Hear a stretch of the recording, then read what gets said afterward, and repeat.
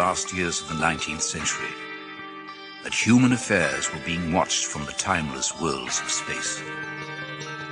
No one could have dreamed we were being scrutinized as someone with a microscope studies creatures that swarm and multiply in a drop of water. Few men even considered the possibility of life on other planets. And yet, across the gulf of space, minds immeasurably superior to ours regarded this Earth with envious eyes.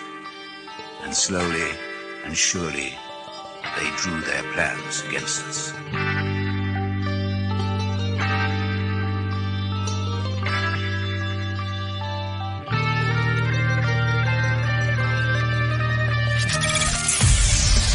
Broadcasting live from a tiny studio somewhere in North America. This is Dark Matters Radio Live. And now I give you your host, the silverback of ufology. Here's Don Ecker.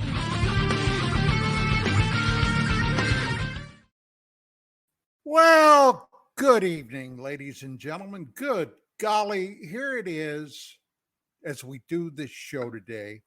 The 9th of September. Last Monday was Labor Day. So we ran a best of, but this is actually, golly, we're on the fast track toward the end of the year. It's hard to believe it's been so crazy. But tonight, we're going to do a little bit of a different show, and I want to include you, the audience, because after we bring on Mark and Gerry, we're probably going to discuss a few things. But when I give the high sign, I want to open our phone lines. Yes, we have phone lines. I'd love to have you guys join in because, hey, look, I've been doing this radio thing a long time. And I know often the audience will hear something and they think of something, they want to jump in, they want to join in, but hey, it's radio. And it's kind of tough to do unless there are phone lines. Now, God, it's hard for me to say this because it's so unbelievable. But I started my broadcasting career back in September of 1991. And it was on a radio station out here in sunny Southern California in the city of Glendale. And I co-hosted a show with a legendary television and radio personality here in the Los Angeles area, a guy by the name of Jim Hawthorne. Now, how I ended up over there, it's kind of a funny story.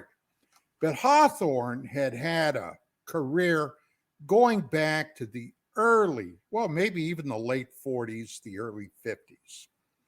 But he was one of those guys that had a secret UFO interest. And his producer knew about Vicky and my magazine, UFO magazine. And they tracked it down and they gave a call and they invited Vicky to come over for an interview, which she very graciously accepted. And they had a fascinating hour or so. And at the very end, Hawthorne said to her, "Boy, I want to have you come back." And Vicky said, "Well, you know who you really ought to talk to, because he's really got his UFO stuff down, is our director of research, Don Ecker." So sure enough, they called me up. I went over. Hawthorne and I hit it off. Great guns. And he invited me.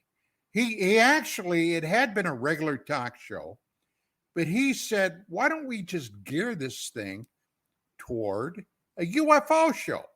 Well, being the director of research at UFO magazine, I knew, well, everybody in the field practically. And I brought a lot of them on. As a matter of fact, after George Knapp brought Bob Lazar to the forefront, I got Lazar on that radio show a couple of times. And one of the magic parts of all this process was the phone lines, because the audience just went gaga over this stuff. And we ran through January of 92. Well, Hawthorne had been coming up from San Diego, had been driving up every week to do this show. And he had basically retired. He was doing this kind of as a kick.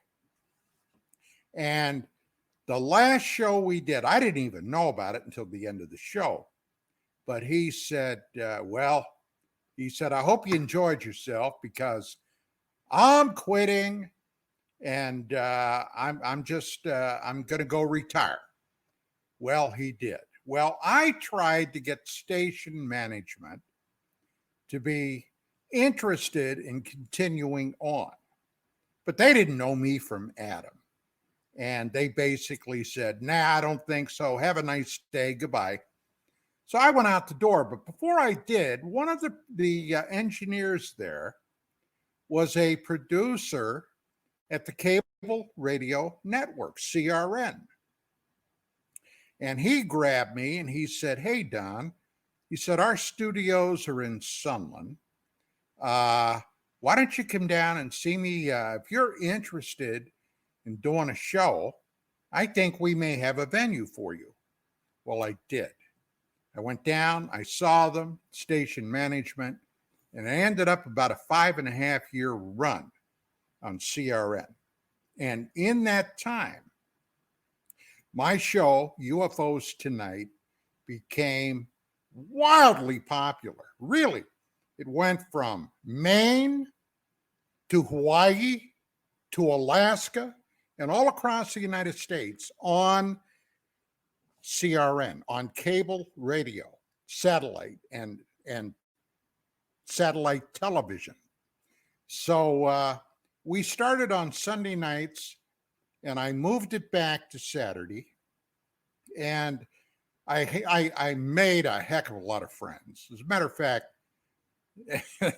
this may not mean much today, but at the time, I used to have people calling me up and saying, you know what, Ecker, you ruined my love life. And I said, what do you mean? Well, I can't go out on a date. I can't. I got to hear this show. And it was a true story. Like Joe Biden would say, hey, that's no joke. But, okay, part of the magic was the call-ins. Well, tonight, we are going to do that. Matter of fact, my cell phone is calling in right now. Let me turn that off. Hey, look, this is the number when I give you the high sign. Actually, if you want, you can call in a little early before I open the lines, but this is the number, 855-472-5483. It's scrolling across the screen right now, and it's right under Don Ecker host. So, hey, don't be shy. We've been doing this show for a heck of a long time, and we'd all love to hear from you. Now, with that being said, let me bring on my co-host, Mr. Mark Center and Mr. Gerry Kissell. Gerry, not Jerry. And there he is. Chuck Gerry. And that's Don, and that's Mark. you even got a way. All right, well, guys, last week we had Labor Day. We didn't do a show. Have you all been following the UFO beat this past week? Mark? Mm-hmm. Yes, I have. I'm trying to wade through the Lou book. Who is Lou? That's what I've been doing, because he keeps sending me stuff. And so I just keep watching it. And, you know, you can ask Gerry what he's been up to, but I have one prime little piece to go over with Mr. Ecker, and we'll do it in a little while, Don. But, yeah, everything's fine, and it's a dry heat, Mr. Ecker, don't you know? It's a dry heat. Hey, yeah. I got to tell you, Mr. Mark Center comes from Northern California, Yes, I do. up in the Bay Area. And up there, the weather is not like down here. Nope. It's much cooler, much foggier, more rain, etc., etc. So he got sick of that. Okay. He hated going 6 months of the year, never seeing the sun. So he ended up moving down south. And then he discovered down here it gets warm. And he used to give me crap all the time because I was always screaming, I want the sun. I want some heat. Now, I come from back east, from Pennsylvania. And I came from an area where, it would get warm in the summertime, but boy, we had snow and rain and all kinds of crap. I was craving the sun. Well, I got to tell you, this year I've had my fill of sun. Right now, where I live, it's about 106, 107 degrees, where we have an extended heat warning going on. Oh, and if it wasn't for AC, I'd be in bad shape. How about you, Mark? I pay too high a taxes for this kind of heat. All right, come on, let's fix it, Al Gore. Fix it. Hey, that's no joke. That's no joke, Mark. Yeah, exactly. It's like Vegas. If I wanted this kind of weather, I'd move to Vegas. How about you, Gerry? Gerry? I avoid the sun. I live indoors. I like AC. Well, when you were in the Army, you didn't get away with that crap. No. They would tell us to go outside and dig a hole, and we'd say, what kind of hole? They said, 6 foot by 6 foot by very, very deep. And we're like, yep. So, Don. Yeah, 6 by 6 by 6. Yes, sir. Here, let's just get this out of the way. So, I sent these two gentlemen a lengthy list of video links to watch. You know, they probably got to some of them. Don, he's busy doing other stuff like watching Sam and Dean Winchester. But regardless, in one of those links was Dolan. And Dolan called... recently, rewatching Halo. I've been rewatching Halo. Yes. I know I'm going to get a lot of hate. I happen to like Halo, but that's all right. That's all right. So I finished Preacher. I know. So it's the Lou book. And in the Dolan, now I'm not going to crap all over him. I thought the first of his 3 books, as you did, because you did a review of it, and even Video Dave. I mean, the guy was just like, he wanted to give a reach around to Dolan. He loved that first book. Okay. So he's done some good work. But he mentioned in the video that this book here, if not the top book ever released on the subject, it would be the second most important book ever released, in his opinion. He's welcome to his opinion. So I go to chapter 13, where the evidence lies, Lies. And part of what Dolan said, I surmise, the reason he said what he said about this book is this. The big names included Lockheed Martin, TRW, McDonnell Douglas, Northrop Grumman, Boeing, Raytheon, BAE Systems, and the aerospace corporations, all of which have been long principal members in the U.S. military industrial complex.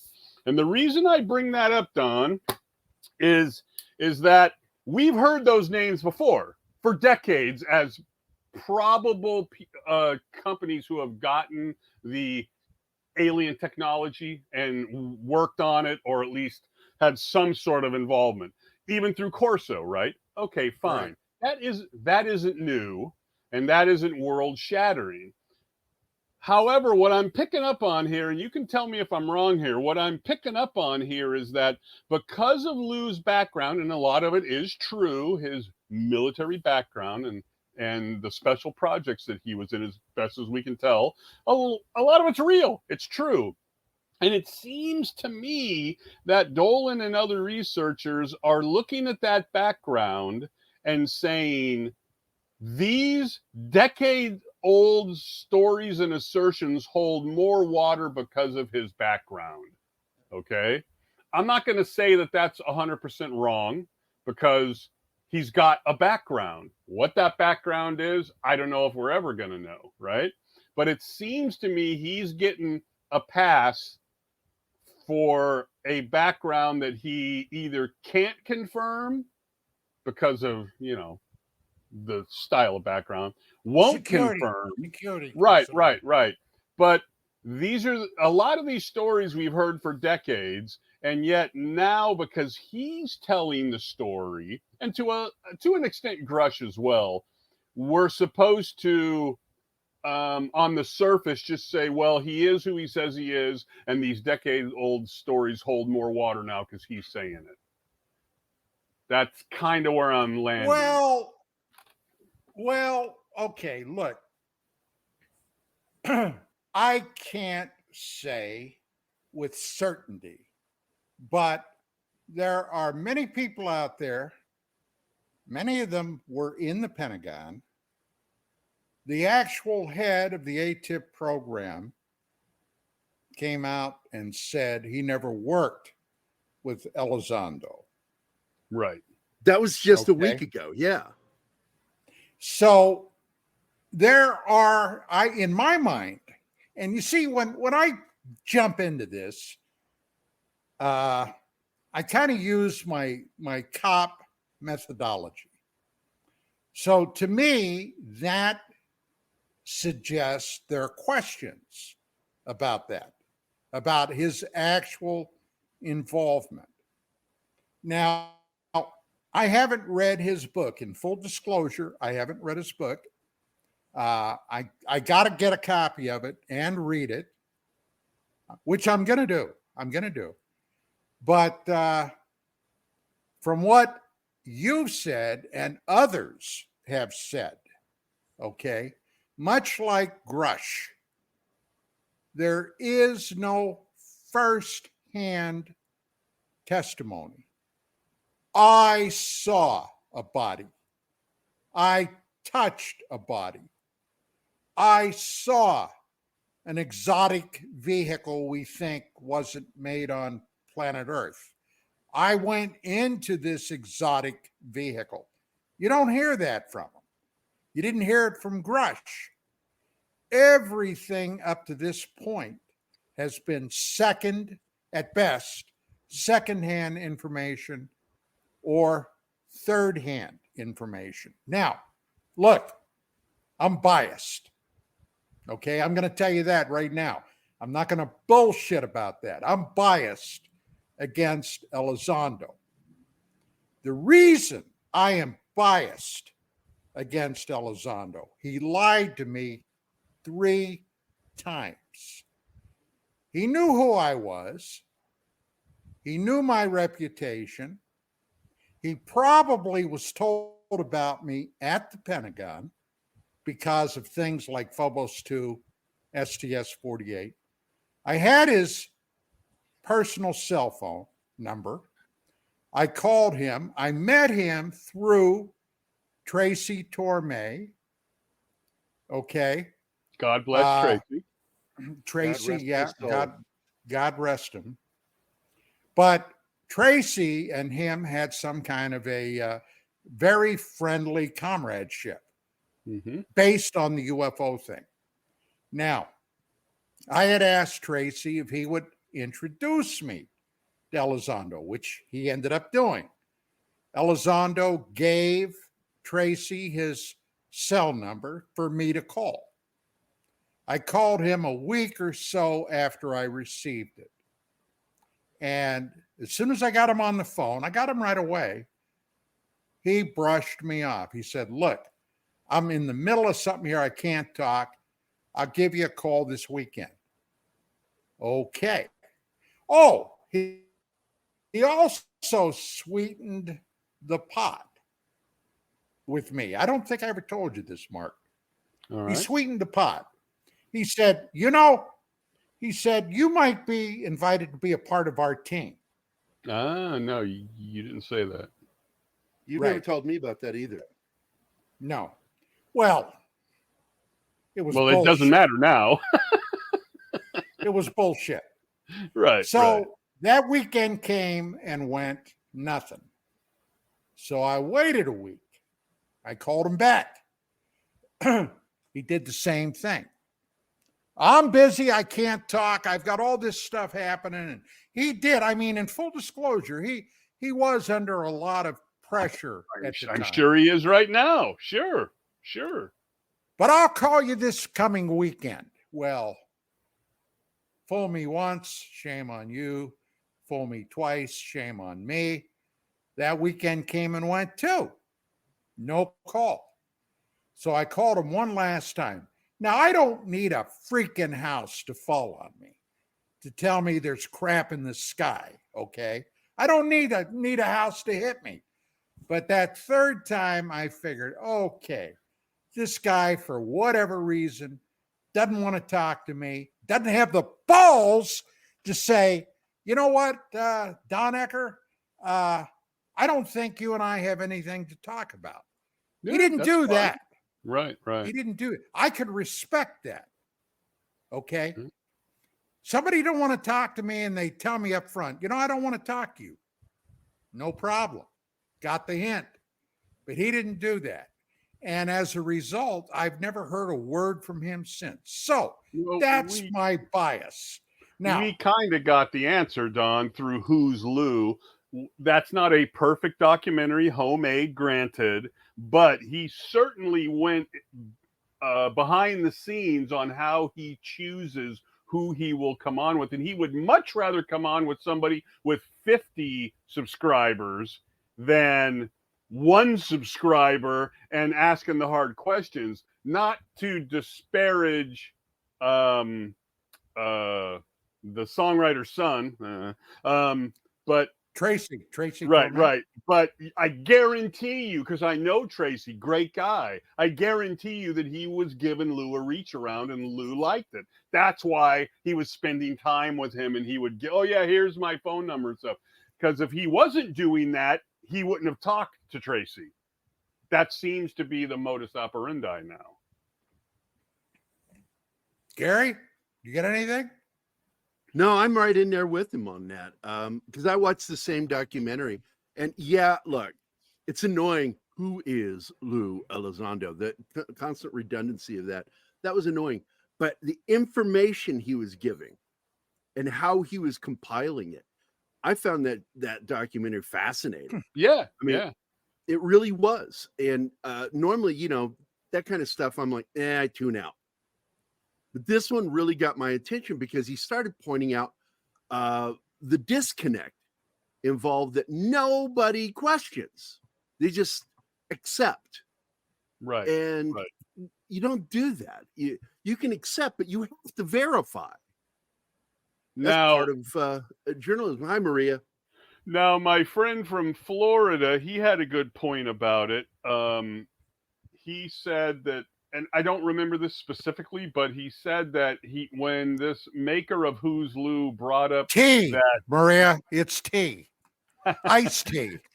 When the maker of Who's Lou brought up the foreign technology aspect of it, and he was kind of, and I see what my friend said, he was kind of leaning towards, foreign technology, not just from Earth and stuff. And my friend did say, and he's right, and Don would back my friend up on this, you're not going to say aliens and UFOs in projects for the government. You're just not going to do that. No, people are just going to look at you funny. Like, right. So he kind of got that a bit grayed out there, but a lot of the information in there is very, very good. I noticed that he's still being, he's got an agent now. Some people have called him out on that. I don't, because when you write a book and it's in the top 10, you are getting inundated with interviews and stuff. You got to have somebody handle it. Don had one for a while in the 90s, I think it was, because he's getting inundated because he's breaking stories and it's on the news and hard copy and like that. So that's not a problem for me. Of course, I have the same problem though, is that as a military person, especially supposedly in some hot water and things, you just don't hang people out to dry. You tell them one way or the other, I'm going to meet with you, or you're a rat bastard, don't call me again. Whatever. Well, that's one of the pitfalls that I've encountered over the years. Uh, I, I garnered a reputation for being somewhat of a hard edge over the years. I'll never No, forget it. you're a teddy CRN. bear. I called a guy an asshole on the radio.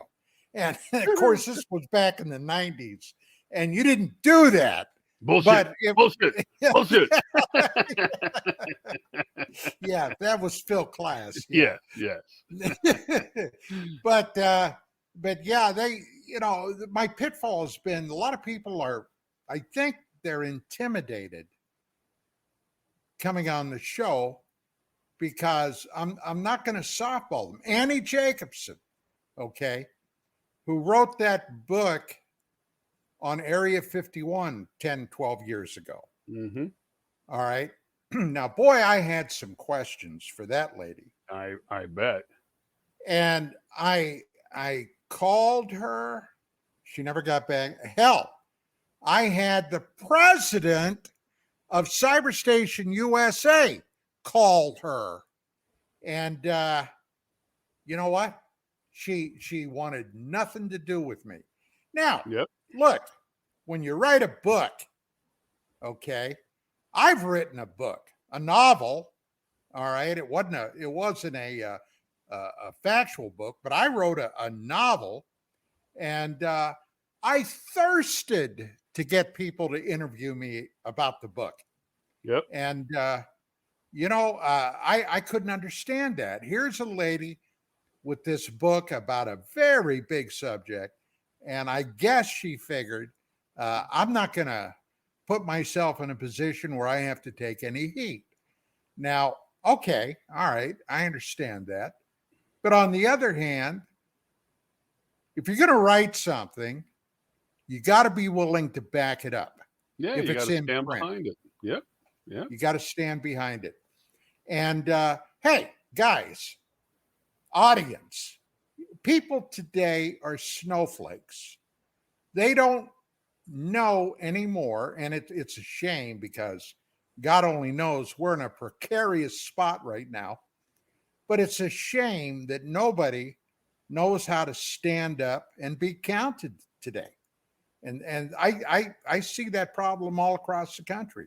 Now, today, as we do this show, we are on the precipice right now. We're in a political season. We're in a presidential election cycle. We've got a huge. Is that true? Yeah, we've got a huge debate coming up tomorrow evening. Huge. Yep. Tomorrow. Huge, really huge. And I have never in my life, and I went through the 60s with the Vietnam thing. The anti-war protest. I went into the army, went to Vietnam, came back, and I've never in my life seen it, even then, as divisive as it is now. It's really a scary thing. Now, usually we don't get into a political diatribe on Dark Matters Well, we're Radio. not political people normally, and I'm not doing it tonight. Okay, I'm just mentioning it in passing. But I don't know what the answer is. But we are really in a sour owl shit stew right now. Well, the same thing. Sour owl shit stew. I kind of like that. The same thing that's affecting the politics in a general sense, the division and all that, is affecting ufology as well, right? So we have all of these people, and I've talked about this a lot. We have all these people out there who are somewhat new or lazy on the scene, who believe these cases that have been thoroughly debunked and thrown into the trash heap, and then they get all built back up again. And sadly, we're going to have the same problem with Lou, I think, that when he says stuff on camera, like, and I don't think he said he saw this. Again, I've watched a whole lot of this. I think you're right. Most of it's not firsthand, but I'm thinking a little bit of it was, but I can't be quoted. I can't recall. But when he says stuff like, one of our military doctors was trying to remove something from one of the military, the soldiers, and it was while they were trying to remove it, the implant was trying to, in essence, scurry away from the removal and all that. Interesting story, right? But it seems as though we've heard stories like that a lot. What was the guy's name? Lear? The guy who did the implants things, was that his name? Oh, Dr. Roger Lear, yeah. Right. He had stories of them acting a little odd and things. I never remember that they ran away from his incision and all that, but it is interesting that he comes up with this story and he says, it was an implant, it was encapsulated in something, and it basically tried to run away as they tried to remove it. And it's like, well, that's adding to the mythology of this that I never heard about. But I'm wondering if he's doing this because he's getting all of these offers and things, right? So much like Don knows these guys, as they stone in these guys, as they keep adding and adding and adding. He's not adding huge aspects to the story, but he's adding these little things, and he's coming up with this little stuff that he's throwing in there. I don't know if it all came from the book, because again, it's a very difficult for me to read this book because it's Lou. I mean, and so far there's nothing new in it that I can tell. Anyway, I'm very perplexed and I'm very annoyed by the whole thing, Don, because all of this PR and then the To the Stars raising millions evidently of dollars and all that, and then closing down. Isn't anybody interested in this in the state of California? I'm not a lawyer or anything, but it's like, well, you guys said you were going to build a new engine based on alien technology or new technology, right, and you were going to fly this thing to the stars and yada, yada, yada. I'm not saying that that's not going to take 10, 20, 30, or 50 years, but we haven't heard anything, and they closed down their storefront and all that. Isn't anybody interested? Hey, look. This is an old story in the UFO field. If you remember, Mark, and I'm sure you will, I don't know about Gary, but I don't know, I'm pretty young. Roughly 15 years ago, we had somebody in the UFO field collecting hundreds of thousands of dollars to basically make a perpetual energy machine. Yes. His name was Dr. Stephen Greer. Yeah. No. What happened to that? If what you were going to bring him money? up, I was going to bring him up because, look, the other thing that you didn't bring up, Mark, is they're creating cults within the UFO community. Stephen Greer. It's cultish behavior. Yeah. And so is Lou Elizondo and that whole group. And I got to tell you, man, I used to really admire George Knapp. And he's I'm going to have some more swamp water. But I got to tell you, man, everybody's taking a hit on this Lou Elizondo thing. And not only that, but Corbell too. These guys are fucking, I'm going to say it, they're fucking goofy, man. Because they'll say one thing that sounds really like, oh, that sounds Johnny on the spot. And then he'll turn right around and say something else that is bullshit. Well, so you would hope when somebody does that, though, Mark, before you see what you're going to say. Yeah. The minute you give bullshit, it taints the other thing you said. Well, of course. That's why I tell Don, can I say for positively sure that all of the stuff that Billy Meyer released is fake? No, I can't. Can I say absolutely that a huge portion of it is? Yes, I can. Yes. but I can't say all of it is. Adamski, can I say that 100% of Adamski's stuff was not something anomalous that he shot with a Browning? No, I can't. But can I say a lot of it's horseshit? Absolutely. That's the problem. So then one has to ask the question to a Knapp. And, I still have respect for his past and all that, right? Yeah. How come a guy like that isn't going to set up some sort of a debate, some sort of a real news, George, a real news opportunity, and call some of these rat bastards in and hold their feet to the fire? Well, he ain't going to do it because it looks like through his relationship with the Skinwalker Ranch and that inconsequential book that he had, that he wrote part of it, I guess. I don't think he can now, Don, because like Gerry said, when there's a little bit of bullshit in there, the bag gets full of bullshit. Look, this field has a very insidious virus. And this virus has a bad habit of infecting people. And do you know what that virus is? Striving for celebrity status. Yeah. Okay, I've seen it time and time again. I saw it, well, hell, going back to the very beginning of my professional entry into this field in '88. I saw it with John Lear. Mm-hmm. I saw it with Linda Moulton Howe. I saw it with Milton William Cooper. I saw it with Clifford Stone.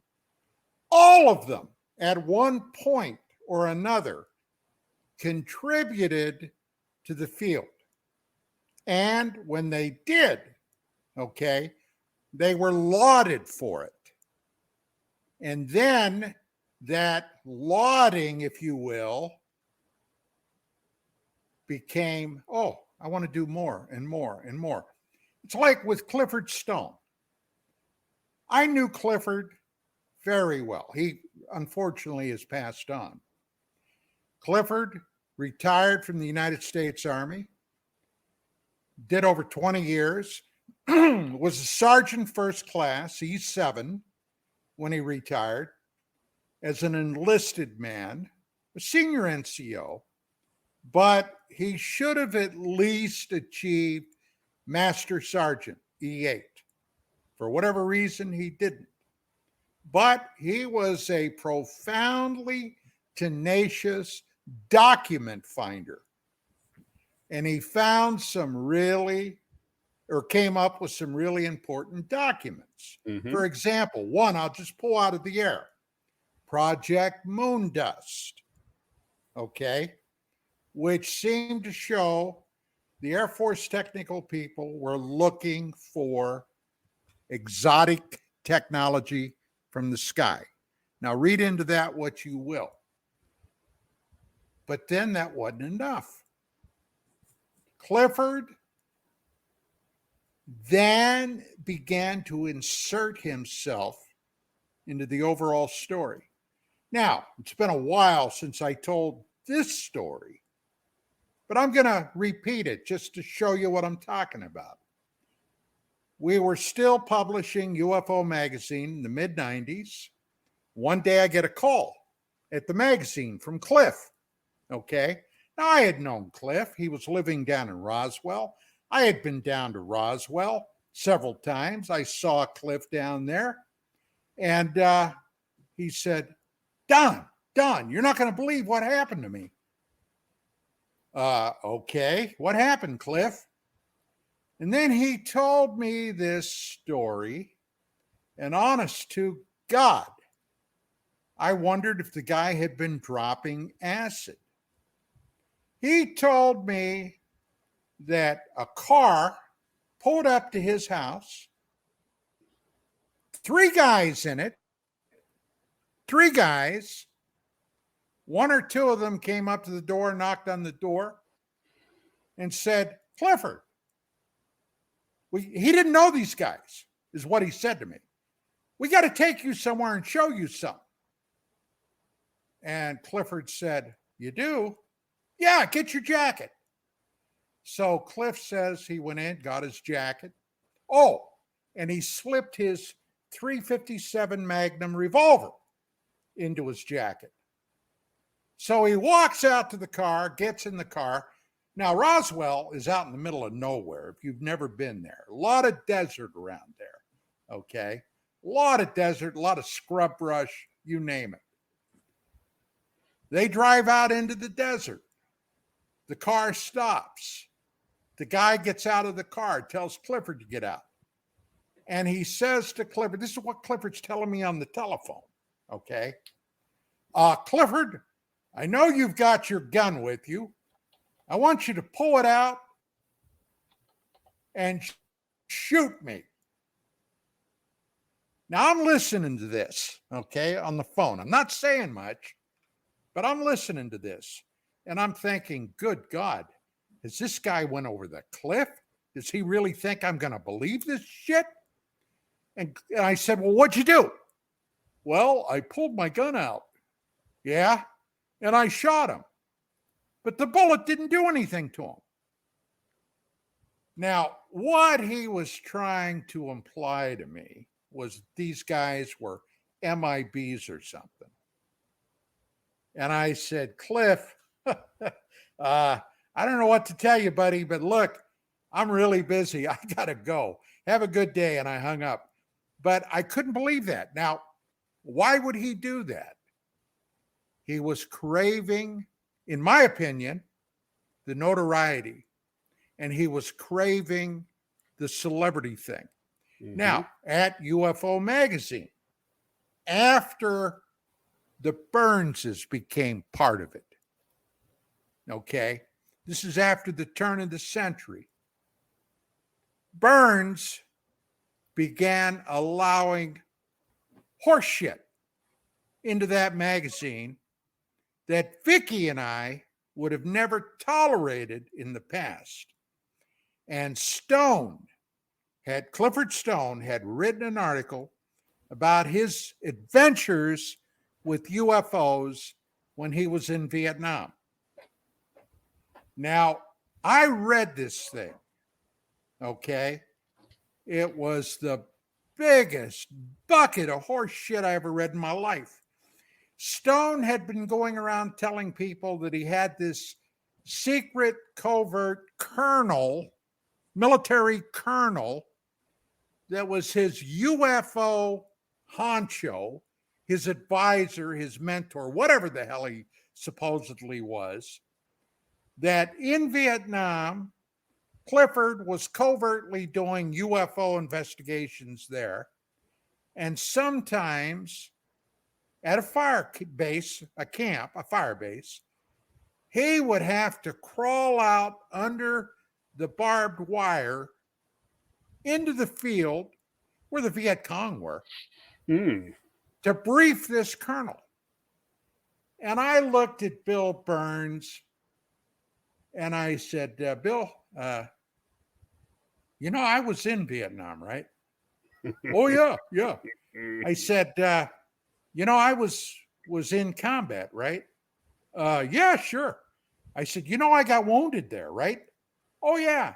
I said, I'm telling you, I wouldn't wipe my ass with the paper he sent in with this story. You're not really thinking of putting this in the magazine, are you? Well, he ended up doing that. So I said, fine. You put that in, I'm writing a goddamn article that's going to be right next to that. And I told everybody in the goddamn Western world, this guy is full of shit. Okay? But that's the UFO virus. And it's happened time and time again. I'm done talking. Well, hey, by the way, we are going to open the lines up before long. If you'd like to call in, maybe you got something to say. Maybe you want to chew on my ass. I don't know. But the phone number is 855-472-5483. That's 855-472-5483. 5483. You know, in all the years I've been doing radio, I learned something from radio. And this is the secret of radio and your audience. Number one, first, you tell your audience what you're going to do or say. We're going to take phone calls. The number is 855-472-5483. Then you tell the audience, 855-472-5483. And then when you're done, you tell the audience what you just told them, 855-472-5483. I think you think That's I'm the stupid. secret of radio. So look, this is the only thing that came out of Roswell that's worth a shit. Right there. Demi Moore. Right there. That's the only thing that came out of Roswell that's worth a shit. Come on. Come on. So yes, the problem with this is, Don, is that even with these, with Lou and Grush and these guys, they seem to be getting infected by this a little bit. And, I had my ins and outs with Jaime Maussan, met him in person a few times, had lunch with him, talked to him, tried to get him to answer some very basic questions, was incapable. Talked to, the hell were those guys who put out the Billy Meyer stuff first? Brett and Lee Elders? I talked to Lee a few times when he was in Arizona. Wanted to talk to him about some of the Meyer stuff. He said, forget it. That's old. We're not going to talk about that anymore. We're on to the Mexico stuff. Unbeknownst to me, him and his wife, however that worked, they were taking all that footage from the 90s and editing it together for Maussan's releases. That I bought those. There were 3 VHS tapes for like $50 for the set. Great stuff. Inconclusive, but and of course 29 years ago we have the Alien Autopsy that comes out, and it was just a huge egotistical money grab, it seems. And what happens to these people, Don? They write the books, they make the claims, they sell stocks to some sort of company that evidently folds up. I really don't know what the status of that is, but at least the visual representation of that's gone now. I don't know in what sort of state that's in. But my friend from Florida said, you would think somebody from the California legalese situation would maybe want to look into that and go, hey guys, you sold a bunch of stocks and made a bunch of money on these claims, yet nobody's looking into it. Just like the $20 billion we spent on homeless, and now they want to raise the taxes again because we haven't spent enough. It's just a shit show, Don. All of this, it's very disheartening. Very disheartening. Well, yeah. I'm kind of at a loss. When that show first aired, Unidentified, how many years ago was that now? 4 or 5, something like that. I got to say that at the time, let me grab a British phrase. I was gobsmacked. Okay. Mm-hmm. And I'll tell you why I was gobsmacked. Number one, I had been butting heads with people in the government from my first entree into UFOs. I butted heads at the Pentagon. Okay. We did a special issue on Ronald Reagan's Star Wars initiative. Okay. Now, it's hard to believe now. I mean, how many years ago? This is closing in on 40 years ago. Yep. Good God. But we were very close to nuclear war with the Soviet Union. They had invaded Afghanistan. There were all kinds of... Do you remember when the Russians shot down a Korean civilian airliner. Do you remember that? I just saw the recreation in the movie. If you haven't seen the movie Reagan, it's a great movie. It's great. And they recreated it. And I forgot about it. I said, holy crap, I forgot they shot down that plane. Yeah, yeah. No, I haven't seen it yet, but I remember it from the time. It's great. And, Reagan was out there just stomping on the Russians. Mr. Gorbachev, tear down that wall. And you could see the cracks. And basically, the Star Wars initiative, all right, forced the Soviet Union to spend billions and billions of rubles that they didn't have to try to keep up with the American technology progress. And what happened? They went bankrupt. Financially broke them. Yeah. They went bankrupt. Yep. Now, and that was his goal. That was Reagan working along with the papacy, working directly with John Paul II to financially break and bring down the Iron Curtain. And they did it. Right. So it was something else. But here we are today. Okay. My original point was I never thought I would see, the government ever come forward with any of that, especially in the rarefied upper atmosphere until this show, Unidentified. And for God's sake, they had a guy on there, Christopher Mellon, who was an undersecretary of state dealing strictly with intelligence matters. They had a guy from Lockheed Skunk Works. His name is Justice. They had Hal Puthoff from the CIA. Okay, they had all these guys. Yeah. They had all these guys, and then they had a freaking rock and roller. Yeah, baby. Okay. Blink 182. And I gotta say, I was thinking, what the Whiskey Tango Foxtrot? What the hell is going on here? If you know what that means. Whiskey Tango Foxtrot. If you're in the military, you know. But the funny thing is, Don, is that we have Lou telling the story of how he got at least one or two of the videos out. Then we have Mellon saying that he's in the parking lot and somebody brought it out to him in the parking lot. It's like, what the hell am I supposed to believe? You've got your mouthpiece saying a totally different story than what you said in the documentary. Now, I should know this. And I wrote our producer, Chanel. She hadn't gotten back to me yet. Do we break at 54 or 56? 6. Okay. All right. Thanks. All right. A little behind the scenes radio drama. So see that. So one more time, and we'll start taking calls after we get back from our break. But here's the phone number if you'd like to chime in. And boy, we'd love to have you. All right, are you ready?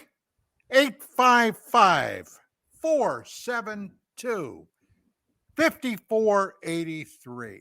And you'll be able to talk to yours truly, Mr. Gerry, Mr. Mark, and we'll see where it goes from there. Holy moly, I don't know, bud. So you've got the wrong chat opened again, Don. You need the private chat opened in your screen here, and you would see Chanel talking directly to you saying, you old piece of... you goddamn boomer. You boomer. Yeah, I guess so. Look, Don, there's more music than this. The Doors, okay? You boomer. No, there's not. There is not.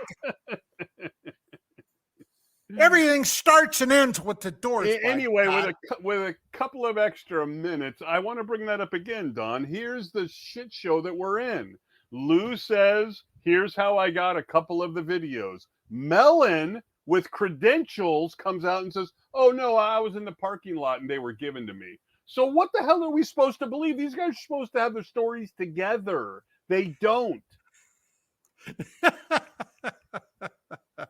I still can't get over Corbell's I got to make amends with Chanel. Oh, God. Tell me you're old without saying you're old. Yeah. I'm an old fart. What are you talking about? Oh, yeah, but yeah. you're our old fart. Yeah, yeah. 1 minute, Don. Oh, Oh, look, thanks. there's Don. There's Don. I see him in the chat. Woo! It's Yeah. all this technology, Don. We're It's we're all this down to technology. we're down to almost 30 seconds, so we're going to go to break. Now you can start calling in now if you wish, and we want you to. I mean, God, I'd like to get a rolling audience participation with this. One more time before we go to break. Bradford, call up. Yeah. 855-472-5483. And with that being said, I guess we're about ready to go to break. Yes. Okay, we are back. I think. Are we back? Yeah, Yes, I think we we're are. back. Yes, Yeah, we're back. Okay. So anyway, when I get up in the morning, usually it's somewhere between 5:30, something like that. I have my coffee maker set to start brewing a little after 5. So I've got a fresh cup waiting for me. I got a little routine I do. I come out, I get myself a cup of coffee, I sit down at the table, and I turn on my cell phone. Now, after it boots up, I'll go in and I got hooked on watching reels. And I go up to YouTube and play some vids up there. Now, there are a lot of videos up there that deal with cryptid creatures. Mm-hmm. And one of the guys, okay, that talks about that is this younger guy, Mr. Balin. He's former Navy SEAL, somehow got hooked on doing these mysterious videos. Another one is the Y files, okay? And Yep. often they have some really interesting vids. Now, my problem is I don't know which of those I should take seriously. I got to tell you, this morning, I watched a couple of videos, and I'm going to ask you guys what your feelings are. I watched a couple of videos about some cryptids back east, like around Kentucky, Tennessee, up in the Appalachian Hills. We call them hills if you live out west because we've got mountains. They're called mountains back there, the Appalachian Mountains, but not so much. But they are heavily forested, and some very weird things are said to happen out there in those woods. One thing, all right, that is very mysterious and spooky and scary are often hikers or campers that will go up there to spend a weekend, get out of town, go up in the woods, commune with nature, end up dead or missing. Okay? Now, for years, there's been a lot of stories about things like Bigfoot, Sasquatch. And more recently, something called dog men, or we would know them as werewolves. And I watched a couple of these videos today, purportedly, okay, actual events that happened that local law enforcement could not handle, and allegedly military was brought in to deal with it. Now, I got to say, there's such a thing as the Posse Comitatus Act, all right, which by statute, federal law, the military cannot be brought in, federal military All right. The Army cannot be brought in unless there are very specific circumstances. But that's not how these videos were portrayed.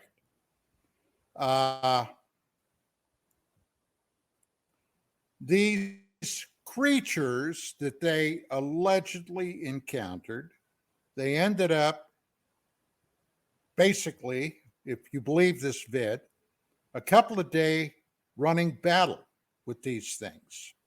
And the military allegedly lost 1 or 2 people, but they were able to wipe out these dogmen, whatever they are. Now, Mark, I know you're on YouTube all the time.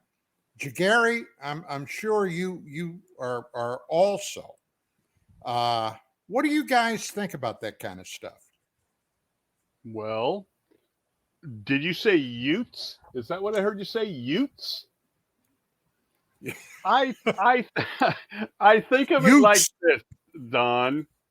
You know what they have in Kentucky and Tennessee and places like that? The internet and Wi-Fi. You know what they also have out there? Thousands of hunting HD cameras everywhere that will start recording if something walks by. And, you know, I don't know if you've checked these shorts out, but the trail cams, right? I check a lot of those out because it's like, wow, you see. Sure. Right. So can that stuff happen? Who knows? Should we have footage? Freaking right we should. Gerry? You're muted, you freaking idiot. I'm a boomer. Shut up. So basically, I've heard 2 versions of the story. Both of the versions I heard, they were Navy SEALs. And I immediately called bullshit on it. I said, it's not just because of the posse comitatus. Those are sovereign states. And each one of those states would not allow that to happen. There would have been such an uproar of such an action. I don't care what they were going after. The only thing they would have used would be, now there are special forces in the reserves and in the National Guard. Yes. You have a lot of Rangers. That's who they would have used. It would have been Kentucky or Tennessee, whichever state it took place in, because the story varies. They would have been the ones sent in to deal with this. And I still call bullshit on it because it took place supposedly in 93, by the way, Mark, back before we had digital cams out there in the woods. Okay. So at least in the 2 versions I heard, I don't know which versions you guys heard. All right. But I don't think Balin would ever do this story because I think he would call bullshit on it because he is a fucking Navy SEAL. And he would go, yeah, that didn't happen that way. No, that's just bullshit. If they hadn't done that, that would have been an interesting story. But they went with U.S. military federal forces, Department of Defense, not answerable to the state or governor, but to the president of the United States. And that ain't going to fucking happen. And but does that mean it didn't happen, or they're just full of shit in the way that they recalled it? Well, there's also, if we go back to the Ketchberg, Don, that Ketchberg thing happened in the 60s, if I recall. And there are very, very good firsthand reports of the big trucks that came in, picked something up. Very good reports. So why from 93, why haven't we gotten any decent reports from some guys out there playing banjo saying, yeah, I saw a whole bunch of Jeeps and stuff that came in, and you know what I heard? Pew pews. Pew pew pew pew pew pew pew. Pew pew pew pew pew pew. Well, you know, that's John Perry's, by the way. Back in the in the Cyberstation USA days, when I was doing DMR there, I interviewed the lady Linda Golly. I can't recall her last name. I think she has since passed on, but she was writing. She was a news reporter. Ended up writing a book. They were having a slew of these dogmen incidents happening. Mm-hmm. And she ended up writing a book about that. Mark, can you find her last name? Linda, God, I can't recall it. You bet. But she was convinced. Now, like I said, I interviewed her. I had her on for a full 2 hours. And at the end of that show, I got to tell you, I was pretty impressed with her Her investigation. name was Godfrey. Linda Godfrey, that's right. Yep. So, okay. Okay. So anyway, that's Chanel, Gerry. Gary. I'm like, who the fuck is That's KGR phone line? That's Chanel. Oh, by the way, yeah, our phone number. Give us a call, damn it. 855-472-5483. So Hey, anyway, Don, this I'm is Video not Dave willing- Aaron, you rat bastard. You owe me money. Pay me my money. Yeah. Old Dave. Anyway, I had to ban him from I the know, show. because he was saying some stuff that we could have got sued for. It's like, Yeah. and he cried to me about it, and I said, Dave, get your own show. Don't do it on Don's show. Don't do it on Don's show. So anyway, I'm not willing to totally dismiss the idea that there are cryptids Well, out of course there. not. So they've taken the Patterson footage and they've run it through. It isn't necessarily AI, okay, but they ran it through a cleanup process that uses AI, but it doesn't add to it, because you got to be careful, because if you use the wrong stuff, you'll start to see, an alien on its back and stuff. So I saw that they stabilized it. They go in, you can see the Put it up to boob. 4K. Yep. Right, and you can see the boob much more clearer now, which kind of like, well, You can why would they also use- not see any seam lines or overflap. Well, okay. They did. A guy went out there. I don't know if you guys are aware of this, but a guy went out there to the exact same place, and he was like 6'6" or something like that. And they overlaid him walking the same place with the original footage, and nobody really knows how tall the thing was. Some people say, close to 8. Some say 6'9" or something. And this guy, I think it was 6'7" or 6'8", perfect size, and even the walk stayed right in line with him. I'm not saying the footage is fake. I have no idea, but it is very interesting. And the reason I'm bringing this up is for this. We have technology now that is freaking crazy to clean up video, as Jaime Musan would say, right? And that footage has been cleaned up to the nth degree without adding seemingly any other stuff in there, okay? So if we have that to do it to old footage like that and stabilize it, and it really, Don, if you haven't seen it, it's crazy how clean it is. That's why I always go back to the HD cameras that we hold in our hands, the trail cams and all that. I'm not saying this stuff, chupacabras, I'm not saying they don't exist. We should have definite proof at this point. We really should, because these trail cams are everywhere in Ohio, Kentucky, Tennessee.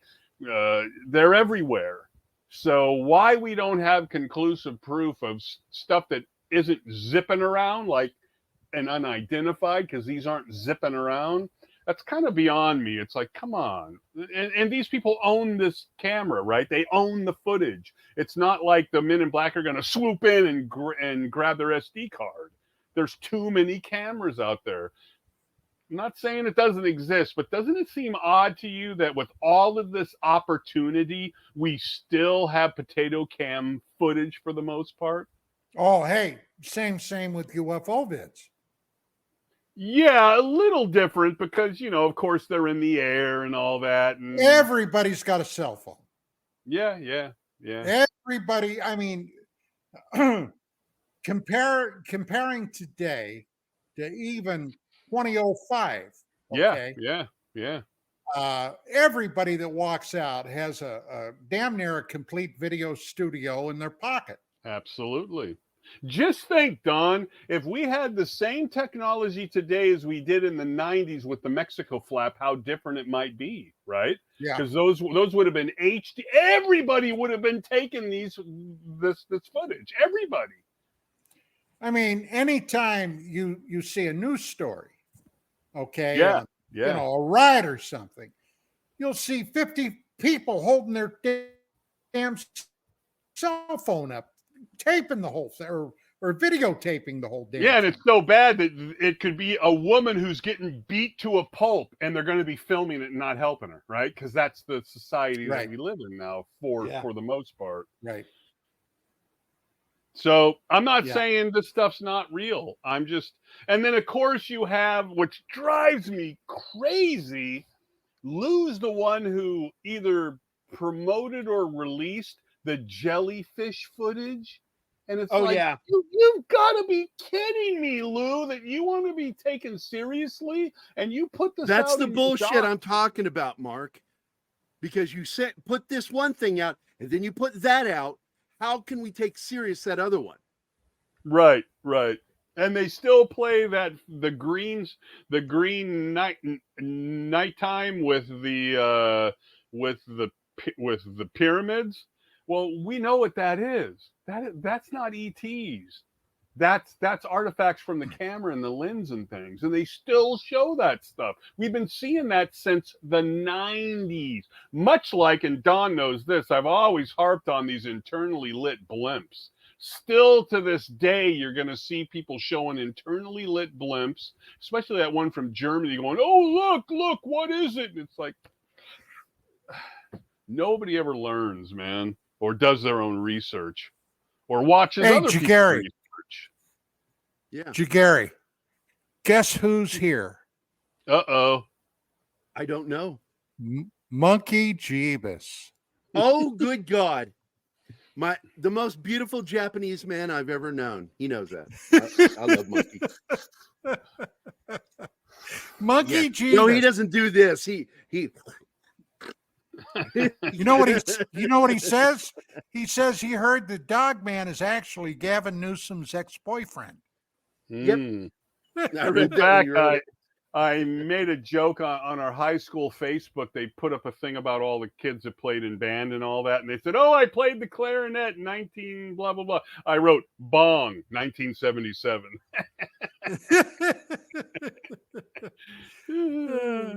God. Well, so I don't know what to think about all this stuff, Don. I mean, how long are we going to wait, Don? How long are we going to wait? Do I think that the health documents for Grush should have been put out? Of course I don't. Do I know that Grush and his handlers didn't put it out for some sympathy? No, I don't. And I'm not saying they did. But it's like, how long do we have to see the same thing? It's like a chess game, right? It's the same moves over and over and over again. There's only a couple of people on YouTube who try to call these folks out on a regular basis. And it's like, come on. How long are you going to not do the hard questions? Or how long are they not going to want to answer them, like not appearing with you and, Nap not putting some sort of a news thing. He's a news guy. Put a news thing together. Well, maybe there's something to lose. Back when he used to do hard work. Exactly. Well, right, but maybe there's something to lose there. If you're in the tank, and again, I like him, and I like a lot of the work he's done. But if you've been in the tank with Skinwalker and some of this other stuff that's not turned out all that great, how can you do real news then? It's like asking the mainstream media to do real news about politics. You're not going to get it. Look. When I first became a cop, police officer, back in 1974, okay, I'm back from the Army 2 years, all right? I'm accepted and joined the department, all right? I'm out in the street. I'm doing, bullshit stuff. DUI arrests, that kind of stuff. Okay. We Did used you to ever do any have, Starsky and Hutch stuff sliding across the hood? actually, I did. Ah! Ooh, Actually, holy I shit. did. Nice. I did. I had a guy, we were having a slew of smash and grab robberies after 2 a.m. Okay. Empty stores and stuff. But so I'm driving down the street and I see this car come out of an alley behind me, right? And I'm looking in my rear view mirror and I'm going very slow. I'm going like maybe 15, 20 miles an hour. And this guy is following me about a half a block or more back, but he doesn't have his lights on. Now, I'm immediately, what the hell is this? So I'm driving down and I suddenly do a Starsky and Hutch thing with my cruiser. I whip the thing around in the middle of the street and I jump out. And this guy hits his high beams, comes right at me, and I had to jump up on the hood of my car, and he blows past. And I got to say, that kind of pissed me off. And I was armed with a 357 Magnum. I pulled that out, and he's going around the corner.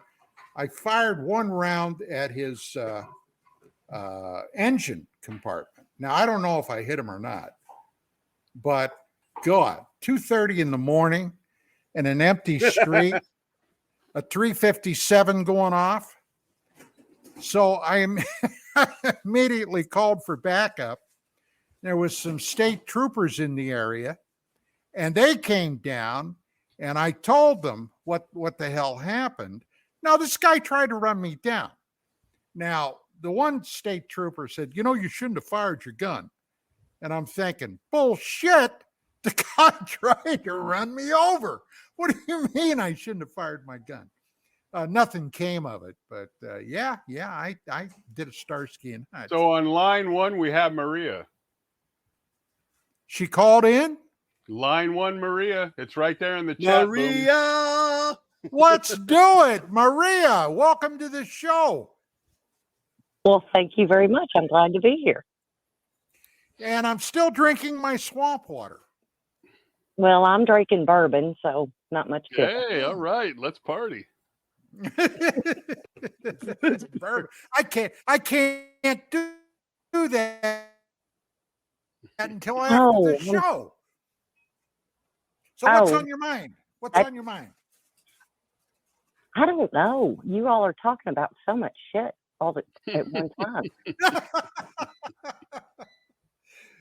You've got some Bigfoots going on, and have you done any Bigfoot hunting? Don, you're all broken up and you're completely locked up. Where you at, Maria? Where are you located? Okay. Let me try it again. Can you hear me? There we go. I can hear you now. Yeah. Where are you located at, Maria? I am in a little spot called Collegiate, Kentucky. Hey. And okay. I am about, from where I'm living, I can walk about 3 miles and be at Mammoth Cave. Now, is that an area known for sightings of the cryptoids? Yes, around this area, and I have not seen any. I am an owner of at least 70 acres of land. Mm-hmm. Well, Mammoth Cave is I've been there. It's huge cavern. It's a really nice place. So you remember back in the 90s when the Navy SEALs came to Kentucky and killed a bunch of dogmen? Yeah, I remember laughing at that. Kentucky. So they just send in some Kentuckians. They do it. I'd like to make a statement here to Maria. If you go into into a thrift store and there's a Dogman head or like a coat made out of one, you can buy it and I'll pay you for it, all right? Oh, that'd be perfect. That'd be perfect. But I do want to know. I do want to ask this question. So we're talking about Dogman, and then earlier you were talking about the Skinwalker Ranch, Mm-hmm. and I've heard the rumors about people seeing dogs-like creatures with Wolf. trench coats, standing in the forest. So that's not the same thing? No, they one of the issues I have with that might have first came out in the Nat book is that's all well and good that somebody saw a 6-foot-tall wolf-like creature who they shot and a piece came off. My problem with the story is where's the piece? Where's the physical evidence? Where's the DNA? Where's the biologic? As far as I know, that's all just been left out of the story. So I don't know if it happened or not, but just see. And supposedly the guy reached out. I think if I recall correctly, he was that close. I'm not sure, but it's a cool story. But the show drives me crazy, and Gerry loves the show. He just loves the show. So You know what? I haven't watched a show in weeks. So up yours, Mark. hey, well, you can't change your spots, my friend. Oh yes, you can. Hey, would you believe the other day when I was talking to Gerry and I told him, well, what have you been doing? Well, I've been watching Halo. I just finished season 1. And he got real quiet. And I said, look, I know there's a lot of Mark hate knows out how there. I feel. What's all the hate about? Oh, he takes his helmet off. I'm He going never to say it took his again. helmet off in the game. Let me explain. You pull on Superman's cape, you don't spit in the wind, and you don't take the mask off the old Lone Ranger, and you don't mess around with Jim. Look, man, Lone Ranger wouldn't take it off. Neither does Master Chief. Now, I'm not saying he won't take it off. He doesn't do it in front of people, and I always like that. And but if they had, I don't want to get into it too much because I've got some seriously mean criticisms of that show. And part of it is the DEI. I cannot stand it. It's just everything. It's never about the main character. It's always about the minor, least important character. And that least important character is usually a young female. It's always. And it's getting boring doing this. It's like it's one thing if you do it every once in a while, but it's all the time. Repeat. So anyway, Maria, so since you're in Kentucky, and if you ever have a chance to go on, some sort of a day hike or something like that with a group of these people that go out and look, it would be very interesting if you're able to do that, if you wanted to do that, and come back with a report for Don's show because we're out here and I'm not going to go out there because I'm lazy, but you're out there, so it'd be kind of fun if you did a day trip with a group of those people. But Mark is originally from Oklahoma. Yeah, there's a lot of dog girls There's out there. only two things that come from Oklahoma. Yeah. And one of them are not adults who take one of them is steers. Their comic books. Monkey had just put up there was a comment put up by Monkey about the giant beaver at the Skinwalker. Yeah, exactly. That's the giant beaver. Jesus Christ. I just wanted him to know that's me. I was fat and I had visited one time only. What? I'm kidding. I don't think she's kidding. I'm not kidding. I don't think she's kidding. I think she's 3 or 4 fingers in. Oh, yeah. 4. All right. Well, gentlemen, you all have a wonderful evening. It was good to speak with you. Excellent. Thank you. Well, great. Thank you for calling, Maria. Hey, don't be a stranger, okay? All right. I will be here religiously. Absolutely. Okay. All right. And hey, if you'd like to join in, Here's the number 855-472-5483. Toll free. It's on KGRA-DB's Nickel Gang, so you Right. can't go wrong. So, Don, on the Patterson Yes. footage, you've seen the cleaned up stuff, which does add a whole nother sheen to the story. I mean, well, to the footage, not to the story. Um, you've done, some due diligence on that. You're really not a cryptoid guy, but you couldn't help but do some. Hey, some look, things I on that. want you to know ahead of time, Yeah. there is an ace investigator out there, an ace researcher by the name of Calvin Carlton Korf. Don't bring that guy's name up on this show. And he says that's BS. Well, no, he does, and there's other people who said they found the guy who supposedly wore the suit, which has never been found. However, with the cleaned up, stabilized, amazing footage now, does that lend itself to your cop hat to like take a different or another sort of look at it that we've never seen the footage like that before? And there are very interesting things like the boobs. Why would they have done that in the 60s, Don? Why would they have made a suit with big old boobs on it? There's no reason to do that. I don't know.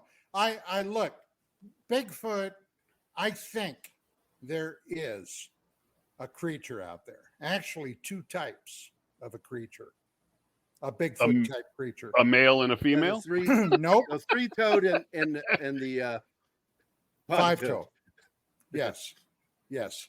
The three-toed have always been seen in connection with UFO sightings.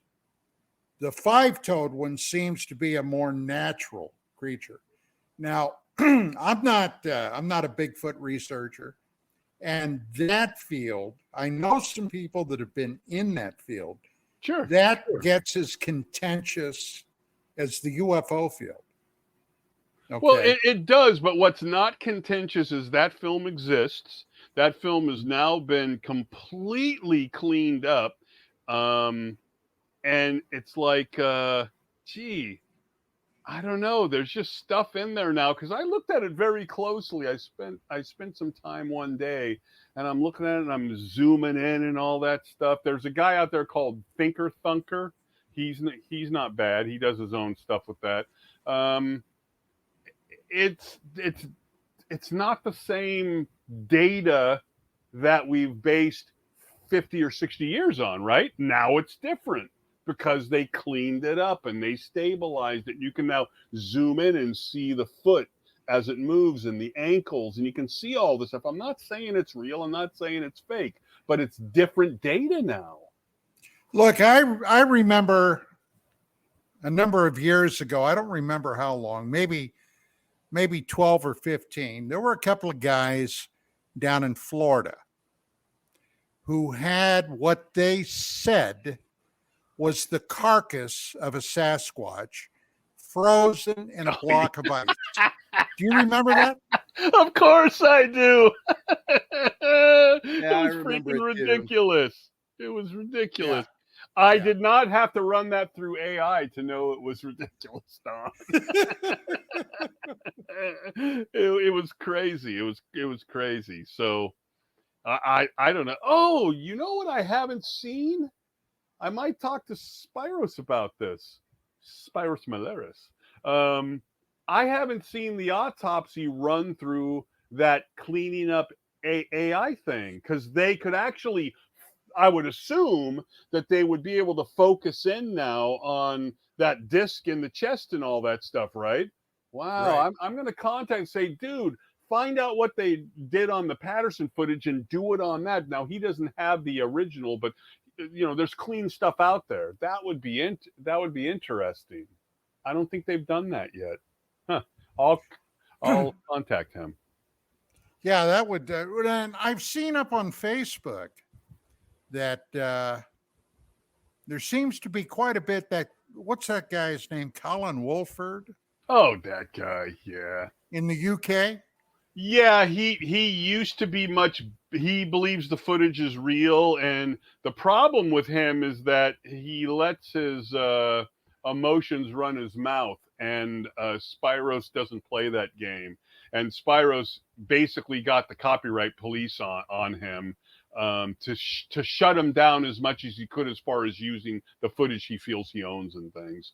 But that guy, that Colin guy, he wanted to join my autopsy group that I had around, as you know, for like 15 or 20 years. And we were going back and forth. And that's where Spyros actually got publicized first, was on my group. And he wanted to be part of it. And I looked at that and I said, why would I want to have your drama in my group? That's not what we do. We already had a couple of people in there who were firm believers. In any case, I think that's a good idea. I'll contact him and see if I can find out through Thinker Thunker the software or the people who ran it through. Because it'd be nice to have, if we could clean that up, be nice to have Spyros back on after we look at the footage, right? If it was super clear and in focus, because that was one of the problems, that a lot of it was out of focus. So it was real hard to tell. And possibly if you could stabilize it and clean it up and zoom in, he says that he can prove the walls that he built and all that, but it's very hard to tell in the original footage. So I'm going to run with that because I got no life. So thank you. Yeah. I'm gonna put our phone number in the public chat again. There's people in there. I guess they're all shy. Maybe. Well, yeah, it takes a special person to want to phone in. They're probably intimidated by Gerry. Oh yeah. Well, he does look like the Radar O'Reilly a little, so that's pretty intimidating, Don. I look so much like him. I had my finger removed. So I can hide it behind clipboards. Nice. No, so Don, say I'm not a jerk. Hey Don, the current state of the disclosure, and I use that term loosely, with Grush, Lou's book, all the shows that he's been going on and stuff. In your view, how does this information and this presentation move whatever this is forward from where we've already been? Does this move it forward from where we've already been? No, in my opinion, absolutely not. It's basically, in my opinion, this is just the way I feel about it. It's more smoke and mirrors. You see, here's the thing, and I'm going to sound like a broken record, but I've been doing this gig a long time. And most people today, not everybody, of course, but most people are fairly new coming into this. Yep. And very few, if any, have done a historical retrospective on this field. And in order to really have a feeling of what the heck is going on, you've got to know what went on before. Absolutely. You got to know who the players were. You got to know, and you can find out today what many of their agenda was at the time. Because agendas, this has always been an agenda-driven field, okay? Some agenda might have been, hey, I want to be a UFO celebrity. Other agenda is, we're going to keep this field as screwed up as hooligans go, But there's always an agenda out there. So most people have not deemed it important enough to really know what the hell they're talking about. So we talked about this before, and I want to hit this again. You're of the mind that Corso got a bit of a bad rap, and I don't disagree with that. However, let's look at what Corso exposed and what Lou is exposing. When I talked to you about that, and you know it chapter and verse, you said that one of the things that Corso put out in the public was Project Horizon, right? Was that the name of it? Okay, yes. So that had to do with the moon and what's on the dark side of the moon and such. And that's a very interesting thing. You hadn't heard that before he did that. That moves it a little bit forward. However, there were a lot of similar stories and claims that he made that Lou is making now. And this is what, 20 years since Corso's book, or damn near, I would think. Yeah, his book came out, if I recall, I think it was around 1997, I think. Right. It was in the 90s because that's when it all blew up. So he makes the public statement of Project Horizon, which sort of blew your mind because you guys looked into it, got some information. Wow, the dark side of the moon, and the blah blah blah blah. Well, you see, here's what he was claiming, that the military, the Pentagon, had an operational plan to go to the moon in the late 50s, very early 60s. Okay. Now, we didn't have the Saturn V rocket until much later. Right. So, how are they going to get there? Well, now this is where you got to know some of your history. All right. There was a German rocket scientist. As a matter of fact, he's considered the godfather of all German rocketry. His name was Hermann Oberth. Okay. He was the guy that was basically ensconced by the Pentagon, taken into a secret program, and he was not heard from again. But before that happened, he had given a press conference talking about, at that point, 58, thereabouts, of having the technology to go to the moon already. Right. Electrogravitic. Right. Okay. In other words, what he said was, we already have the technology. Now, what were they planning on doing? If they would have gone to the moon, they would have planned on putting a military base there, an American military base, set up other facilities, including radio astronomy, that kind of stuff, and basically have a spacefaring presence in the early 60s. Now, what happened? Well, 1960, a presidential election year. Richard Nixon versus JFK, John Fitzgerald Kennedy. Kennedy wins. All right. Then the Bay of Pigs thing happens. We come within an inch of atomic war with the Soviet Union. Thank God that never happened. The next year, Kennedy is killed. In the meantime, we have military advisors in Southeast Asia. The communists, after the 54 French Indochina War, Vietnam, all right, ended. All right. The communists in North Vietnam began their 15, 20-year plan to overrun the entire country. They ended up doing that. But at the time, Lyndon Baines Johnson takes over the country after JFK is killed. What's the first thing he does? He sends the air cav to Vietnam, 65. And the war really gets going. Prior to that, of course, we had special forces there. And they were, believe it or not, they were going out into the boondocks. They were living with the indigenous peoples. They were teaching them how to basically improve their lives, and they were forming militias to fight the Viet Cong.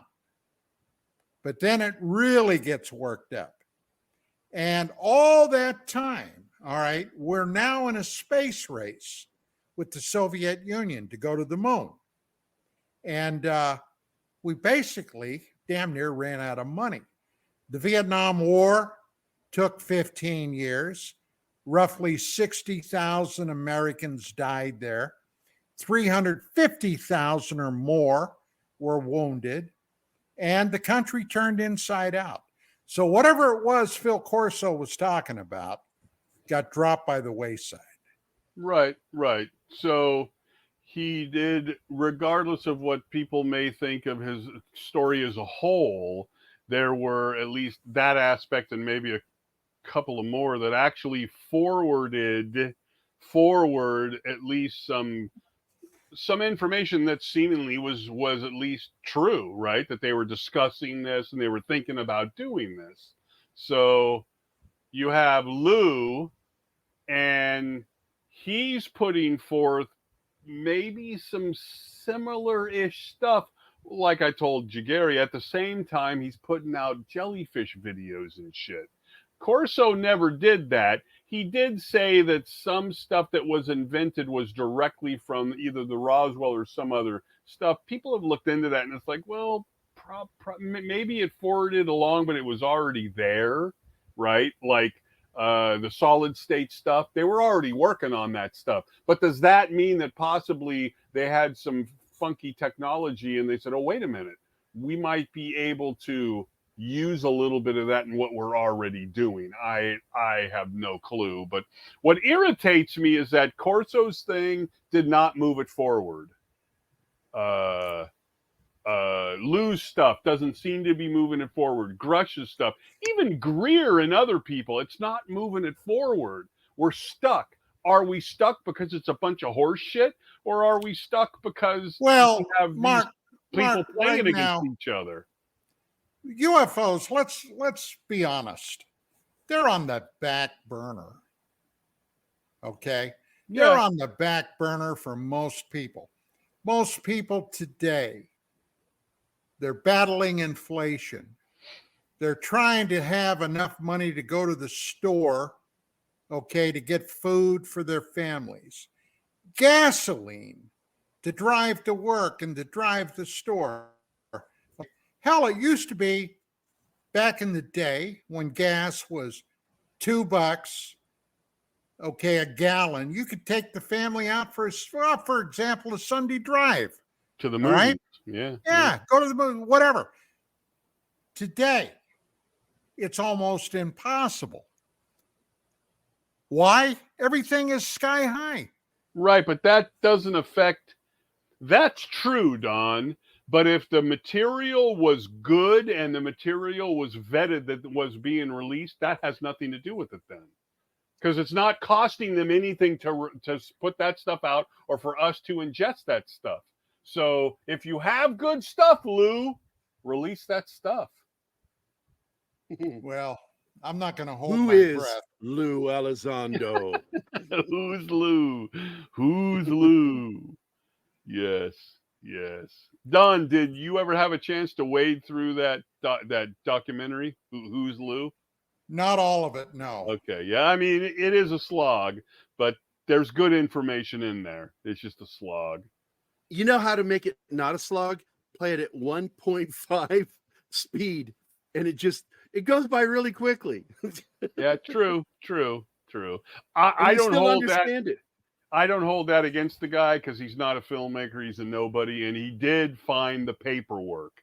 He found some very interesting behavioral things from Lou. He did real dot connection. Not that shit that most conspiracy theorists do where they connect any dot. He's actually making connections where this directly relates to this one. I really like that. Yeah. No, it's fine. It's fine. So when Don reads the book, maybe I'll get done with it at the same time. But again, Don, I think you'll have the same problem that I'm having with it. It just doesn't interest me. I'm trying to get through it. I'm also working on my annual, and Mark knows about this, and Gerry knows about it too. I'm working on a part 2 on my horror story, Uncle Dave. I want to get it done before Halloween. I know that Anima is looking forward to it.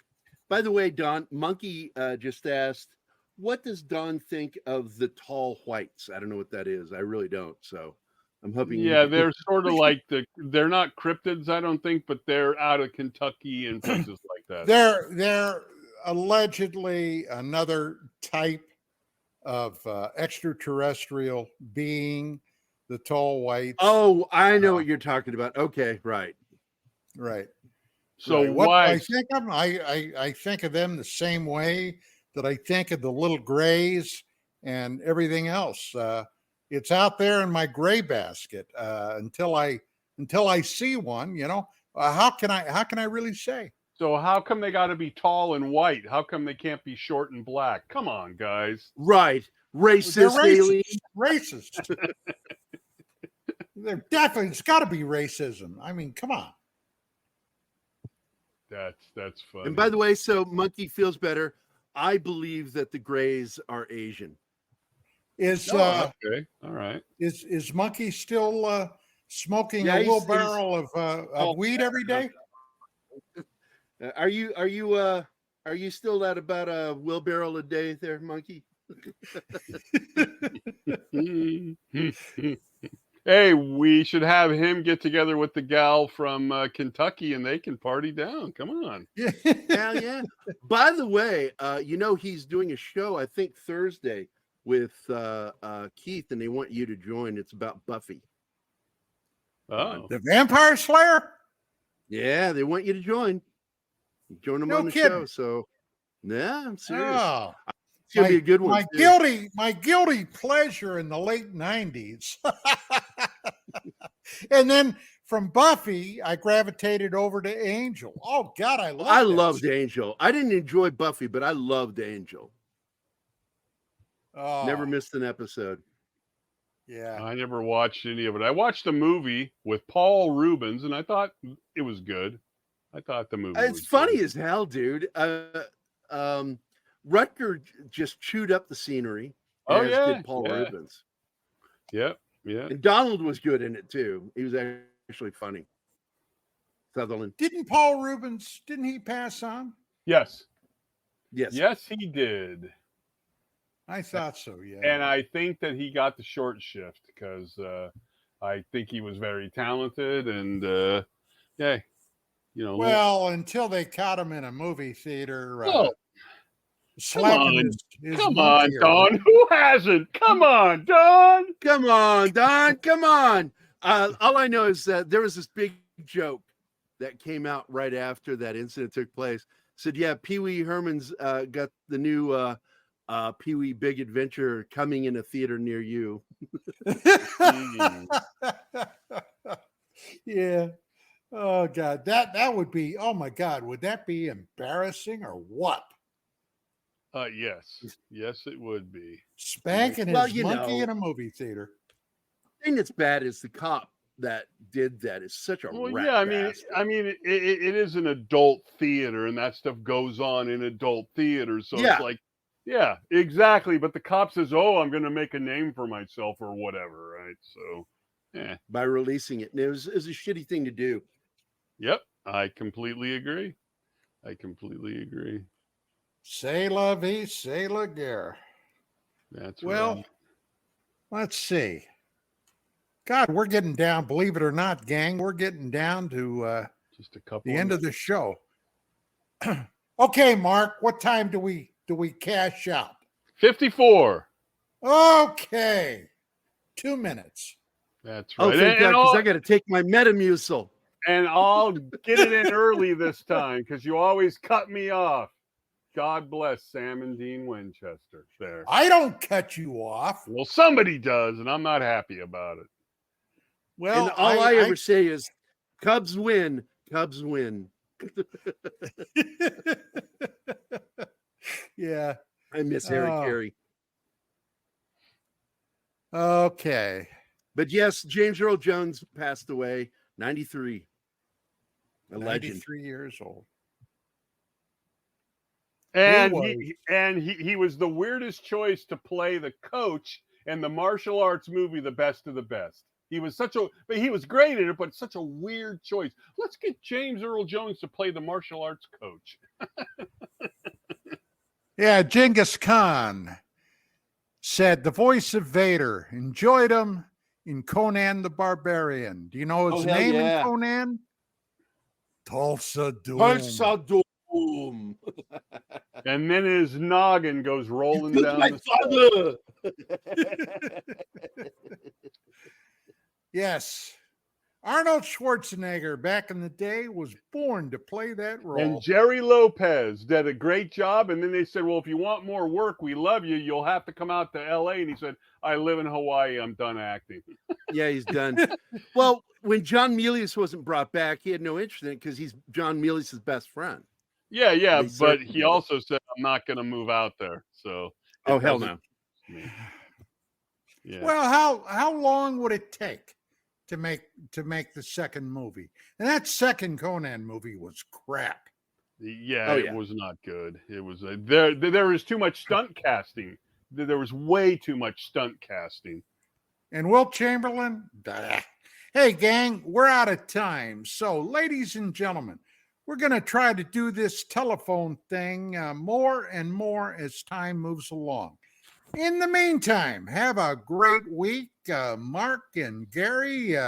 Guys, as always, thank you. Chanel, our 5-star producer, once again, another wonderful, wonderful effort on her part. That's it Absolutely. for tonight, gang. See you next time. Good night. Adios.